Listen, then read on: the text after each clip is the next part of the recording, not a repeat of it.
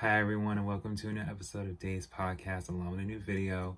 I want to thank you guys so much for watching, viewing, liking, and subscribing and listening to all of the content that we have been making so far.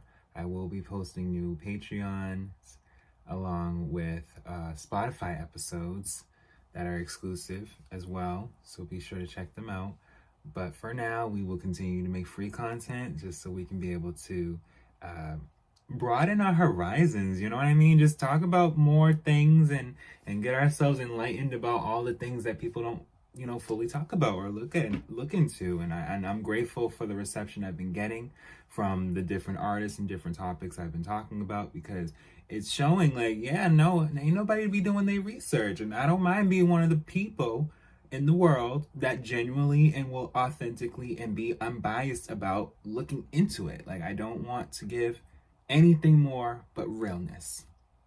All right, so what we're going to talk about today is we're going to step away from R&B and rap for right now. We're going to look into the pop side of things, okay? So we are going to talk about Miss Miley Cyrus again, because I did talk about bangers, so you guys can check out bangers as far as for her album. But we are going to talk about her first ever debut. So this is a different type of debut because it's a double album, but we will talk about it. So let's get into it. So, Hannah Montana 2, Meet Miley Cyrus, is a double album by American singer Miley Cyrus, released on June 26, 2007 by Walt Disney Records and Hollywood Records. The first disc is the soundtrack for the second season of the television series Hannah Montana and credited to Cyrus's title character, Hannah Montana. And the second disc is Cyrus's debut studio album with new original material. So this particular album is a soundtrack / debut album, and it wasn't often you've seen this type of material, because a lot of times when people are making a debut, as we talked about, they come out as themselves. Well, Miley had to do something a bit different. She had already acclaimed success based off being Hannah Montana. And there's a few documentaries out there that depict different, times of her life where they're pretty much explaining, like, she's wanting to break out. And that is an album that we also are going to talk about too, because that's after this. But for now, we are going to talk about Meet Miley Cyrus along with Hannah Montana 2 in the midst of it being a double album. So, yes. The two sections of the album were reissued as two separate albums on digital platforms on January 22nd, 2021. The double album was further promoted with Cyrus's first headlining concert tour, the Best of Both Worlds tour, 2007 to 2008. Most of the Meet Miley Cyrus section was produced by Rock Mafia, with further collaborations from Zandy Berry and Matthew Wilder, Scott Coulter, and Wendy Foy Green. Cyrus co-wrote 8 out of the 10 tracks on the Meet Miley Cyrus section. So this was her first tour where she's, not just promoting, the Hannah Montana franchise, but herself. Like, I'm Miley Cyrus, outside of this character, this is me, this is who I am. I'm a Sagittarius, listen, okay? So, and she wasn't the only Sagittarius around that time. There was also Raven Simone. There was also Taylor Swift emerging. There was a few Sagittariuses that were just really, getting into Disney. And why not? There's a few Geminis in there and Leos. And listen, there's all different types of signs in there. But we're talking about Miley. So, yeah, like I said, this was a big deal where, at this moment, at this time, well, first of all, the singles. You got Nobody's Perfect from the Hannah Montana 2, which was May 15th, 2007. And you had Make Some Noise, which was June 5th, 2007, as opposed to Meet Miley Cyrus, which is herself, where it's See You Again, which is October 11, 2007, and then Start All Over, which was March 11, 2008. And that was a big deal. That was really a big deal, where you kind of seen the differences between the two, where it's just like, you know, Hannah Montana is a bit more polished on the sense of being clean, and then you have Miley Cyrus, where it's just like, it's not even so much that she's not polished or clean. She's more of a relatable side on just in general, like just a teen girl, and you know, I'm out here, and I want us to relate on so many different things as young teens. Like she really wanted people to know the difference at that time, and even to this day, she still very much cares about the cult that is of Hannah Montana, because it helped her career. It really brought her to a place to where she could be able to fly and do a little bit more outside of Disney. Hannah Montana 2, Meet Miley Cyrus, debuted at number 1 on the US Billboard 200 with first week sales of 325,000 copies, and has since became certified quadruple platinum by the Recording Academy for exceeding shipments of 4 million units. Cyrus was also the seventh solo artist to chart at number 1 on the Billboard 200 under the age of 18.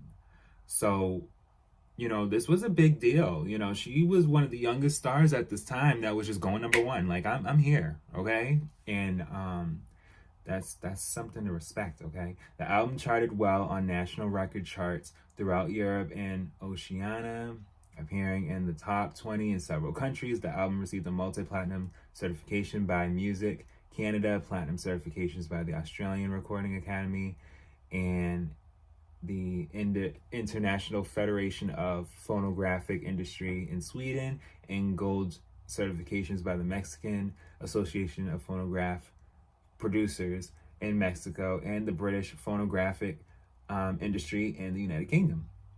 Okay. Nobody's Perfect was released as the lead single from the Hannah Montana 2 on May 15, 2007, and peaked at number 27 in the US, making it the highest charting Hannah Montana single. Okay. Her second single, Make Some Noise, was released on June 5th, 2007 as a digital download. See You Again was released as the lead single from Meet Miley Cyrus on December 29th, 2007. It peaked at number 10 on the Billboard Hot 100. Okay. I can't wait to see you again. That went number 10 in the Hot 100. You know, like, she already had a top 10 hit at such a young age. And as herself, it showed that people were more interested in Miley, and she was really seeing that. You know, despite this, when you look at the chart placements, like I've said in previous videos, the sales and the chart placements can vary. But when you look at the fact that, wow, wait a minute, it ain't even the time that she released it. This is the name. I'm gonna always say this, the name. Like, when your name means something to people, it's gonna get somewhere. So yeah, becoming Cyrus's first single to ever enter the top 10 on the chart. Start All Over was released only in Australia on March 11, 2008, and peaked at number 68 on the Billboard Hot 100. So they were really loving See You Again, and Start All Over, you know, wasn't released here as much as See You Again. But yeah, let's see here. During the production of the first season of Hannah Montana, Cyrus commented that right now we're just all really focused on making Hannah Montana the show as good as it can be, but hopefully in the future there may be a Hannah Montana soundtrack or a Miley Cyrus album. The series itself premiered through the Disney Channel on March 24th, 2006. And became an immediate commercial success with 5.4 million viewers. The pilot episode earned the channel the highest ratings in its history at the time. The following month, it was reported that an accompanying just a soundtrack and debut album from Cyrus had been both started and being produced, which is Good. The latter of which was scheduled to be released in early 2007. The first soundtrack, Hannah Montana, in 2006, debuted at #1 with first week sales of 286,000 copies, becoming the first television soundtrack to debut in the peak position of the chart. So I want to say this. In the midst of when this album was being released, as far as soundtrack, I should say, the Hannah Montana soundtrack, we did have a lot of different artists coming out. And I wanted to say, in the peak of 2024, you do have Taylor Swift, who is, just #1 every week now. But, of course, things can change, things do change. And I wanted to just emphasize the fact that at the time, Taylor was trying to make sure she was making more music and peaking, and they did battle out a few times when it came to these albums. The Sagittariuses were battling, and so I'm not sure how close they are now, but all I know is at that time, when they did work together when it came to the Hannah Montana movie, it was very evident that there were a closeness. Like, there was a closeness that was, as far as just artistry and just, wanting to make names for themselves. And I will say that, it just dawned me where it's just like, I know that there's just such a craze for Taylor, but I do remember a time when that was Miley. And I want to keep it all the way real. Like, I remember the time where all you seen was Hannah Montana and just Miley. You would see Taylor, have her guitar and write in and really, showing artistry at the time. And it took her a minute. And so I just know in the peak of when Hannah Montana was really about to really slow down is when we did see Taylor become more of a star. And I just want to make sure it's clear, for those that listen and view me, that I don't have any hostility when it comes to different artists. I don't want no one feeling like I'm favoring anyone. I just want to be able to state the facts that there was a time Miley was definitely doing better than Taylor. And a lot of times it's overshadowed when people speak on such facts like that, where it's like, oh, well, this artist is doing more. And I said this with rap too. It's just like, that's not the point. The point is, everyone starts from somewhere. Everyone gains more of who they are and what they do over time with it after a while. And it's just good to be able to speculate and say, you know what? No. We may love Taylor now, but there was a time we really was feeling Miley, like, down. Like, there was people were feeling her down. And I think even from just, of course, controversies over time, whether it was her dating Nick or just, photos, there was controversies just throughout the 2000s period with a lot of the Disney stars. But just long story short, I just wanted to emphasize the fact that there just definitely was a time that, people really loved Miley as Miley and Hannah Montana. And it's just, why not be able to say that on this video? Like, she definitely went off, and she knows that, okay? In the series, Cyrus portrays the character Miley Stewart, a teenager who lives the secret double life as the pop star Hannah Montana. She stated that most songs for the first season reflect the show, with Miley or Hannah making sure the other doesn't get caught or whatever. Opinining that the tracks provided series producers with the opportunity to make sure that everyone understood the characters. By comparison, Cyrus described material used during the second season as more speaking out to the fans. Heather Phares from AllMusic described Cyrus's vocals on her personal tracks as being lower and throatier, with more organic and rock-oriented instrumentation. So yeah, when it comes to the Meet Miley Cyrus side, she definitely wanted to show like a difference between Hannah. Like she just was like, all right, I'm singing these songs, but I'm singing these songs. Like these are the songs like I want to sing and I want y'all to get into. And that's why in the beginning of the video, I'm like, this is a special type of double album because it's a soundtrack / album. Like it's both. So throughout the record,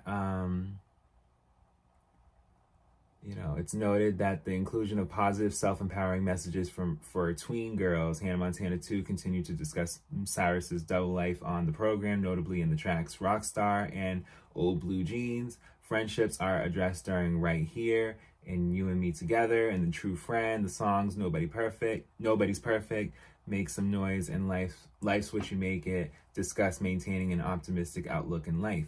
Meet Miley Cyrus explored more serious objects, including teen romances. Its closing track, I Miss You, is a dedication to Cyrus's late grandfather. Hannah Montana 2 was later reissued as a 2-disc special edition only in Japan. It included a remix of the track We Got the Party with the Jonas Brothers, an acoustic version of One in a Million, and a DVD of live performances. Meet Miley Cyrus was omitted from the re-release pressings. Meet Miley Cyrus remained unreleased as a standalone album until January 2021, when both albums were reissued separately for the first time on digital platforms. So by 2021, you literally can just be able to be like, all right, I'm going to listen to Hannah Montana 2 or Meet Miley Cyrus. But at the time and up until then, it was, this album, this soundtrack, all right, now Meet Miley Cyrus. But nowadays, if you want to just listen to Miley Cyrus's first album, it's Meet Miley Cyrus, and you can just stream it now, okay? Because as much as Hannah Montana is a character, Miley Cyrus is the person, okay? So yeah, the tour did really well. She was touring different songs. While its film adaptation, Hannah Montana and Miley Cyrus the Best of Both Worlds concert earned $70 million. Yeah, there was a whole movie based off of the soundtrack and album itself. The latter was released as a Walmart exclusive CD DVD set titled Best of Both Worlds concert in March 2008. And then in the midst of this, she was already preparing for the Hannah Montana movie. So it was getting real. But yeah. In the United States, Hannah Montana 2 Meet Miley Cyrus challenged a #1 debut on the Billboard 200 with Kelly Clarkson's My December. Okay? On July 14th, Hannah Montana 2 Meet Miley Cyrus debuted at #1 with first week sales of 326,000 copies, 35,000 units ahead of My December, which charted in second place. In doing so, it surpassed the first week sales of the original Hannah Montana soundtrack, which opened with 281,000 copies in the previous year. 5 songs from the record appeared on the Hot 100, 4 of these being debuts, on which 3 were credited to the fictional character and 1 to Miley Cyrus. The highest new entry was Life's What You Make It at number 25. Okay. Yeah. In March 2008, the record reached number 6 the same week that the Best of Both Worlds concert reached number 10 in its second week of availability. In doing so, Cyrus became the first person with 2 records in the top 10 of the Billboard 200 since Ray Charles accomplished this in 2004. Do you see why I said what I said earlier? Where I said no, like she was not to be played with. She had 2 records in the top 10. 2. Because it's a double album. So it's just, listen. Yeah, well, yeah, because you had the Best of Both Worlds concert. That's the live soundtrack. So, there was that. And then you had the, Best of Both Worlds, Meet Hannah Montana. There was 2 different soundtracks that were coming out back to back, while a debut album. She was not playing with y'all. And I hate that y'all slept on her by the 2010s, despite bangers, because that's when she had to really let y'all know, like, do y'all not know who I am? Like, I was charting. I was charting way before anyone else was damn near thinking about Demi, Selena. Like, they charted too, but I was charting, okay? And this is not shade. This is me being real with y'all. Like, no, she was charting. So, you know, I defend everybody. I just want y'all to know that. Like, even when I talk about Demi, even when I talk about Taylor and maybe even Selena, I defend everybody when they know they did their work, period. But yes. On February 8th, 2008, the record was certified triple platinum by the Recording Academy for exceeding shipments of 3 million copies. The album became the 71st best-selling performing Billboard 200 album of all time, after spending a total of 65 weeks on the chart, with 23 of those being on the top 10 and reaching number 6, 16, and 11 on the Billboard 200 year-end chart of 2007 and 2008, respectively, and also number 112 on the Billboard 200 decade-end chart. So let's look at the track list. So Hannah Montana 2, Standard Edition, Disc 1 is We Got the Party. Track 1, Nobody's Perfect. Track 2, Track 3, Make Some Noise. Track 4, Rockstar. Track 5, Old Blue Jeans. Track 6, Life's What You Make It. Track 7, One in a Million. Track 8, Bigger Than Us. Track 9, You and Me Together. Track 10, True Friend. So that's Disc 1. And then, you know, there was the Best of Both Worlds, Daniel Canary remix. And then there's the One in a Million acoustic version, and then We Got the Party with Jonas Brothers, which was track 12, but that's the Rockstar edition, okay, because it wasn't on the original. So yeah, then they had the DVD where they had, you know, the performances, but yes, then there's the Standard Edition, Disc 2, Meet Miley Cyrus. So, you know, Disc 1 and Disc 2 ended up being their own, you know, separate things by 2021 for people to consume, and rightfully so, because, you know, Miley is Miley and has always been since this. Shoot. So track 1, See You Again.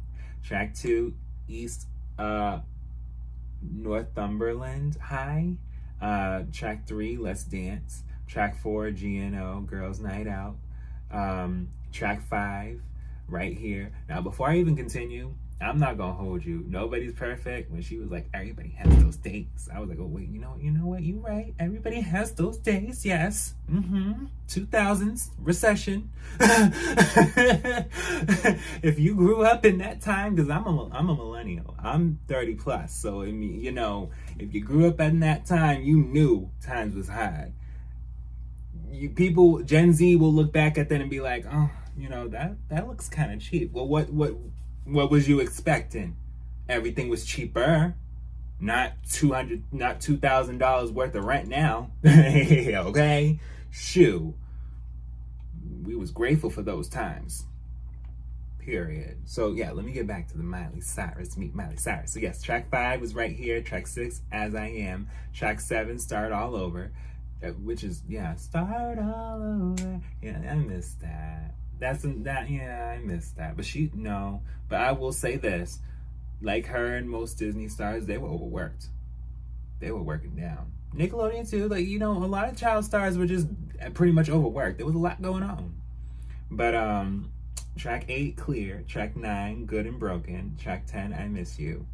And, you know, like I said, you know, she US soundtrack albums chart #1. Like, this was a big deal for her, and just period. Kids were loving her. Adults were really getting into her as far as for their children, and they were just understanding, like, she was just an all-around, you know, great artist, and still is. And I just appreciate her, among other artists too. But yeah, guys, that's the end of our video. I truly appreciate you watching, and I'll be back with more.